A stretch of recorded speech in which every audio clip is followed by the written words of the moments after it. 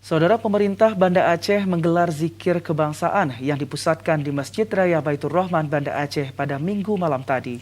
Kegiatan ini juga dilaksanakan dalam rangka merayakan HUT ke-77 kemerdekaan Republik Indonesia.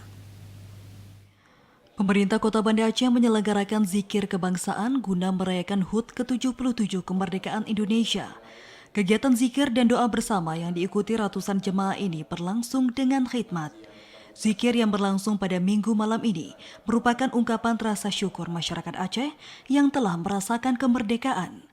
Salah seorang ulama Aceh, Abuya Syekh Haji Amran Wali Al-Khalidi mengatakan, terselenggaranya kegiatan ini ialah untuk memperoleh rahmat serta keberkahan bagi Indonesia di usia kemerdekaannya yang ke-77.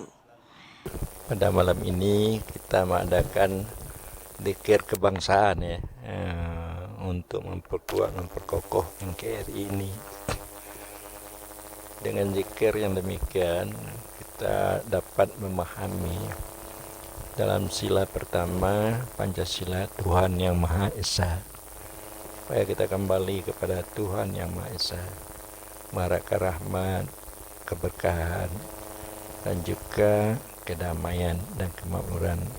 Sementara itu, PJ Wali Kota Banda Aceh yang hadir pada kegiatan Zikir Akbar ini mengatakan bahwa kegiatan zikir ini membawa kedamaian dalam hidup berbangsa dan bernegara, serta dapat memperkokoh persatuan dan kesatuan.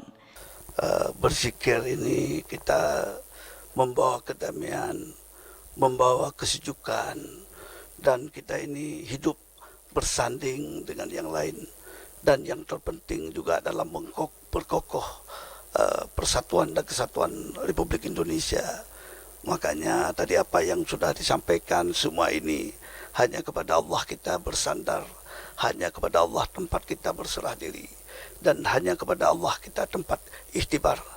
Kegiatan ini sekaligus menjadi upaya untuk menumbuhkan jiwa patriotisme yang tetap berpegang teguh pada nilai-nilai keislaman. Tim Liputan TVRI Aceh melaporkan.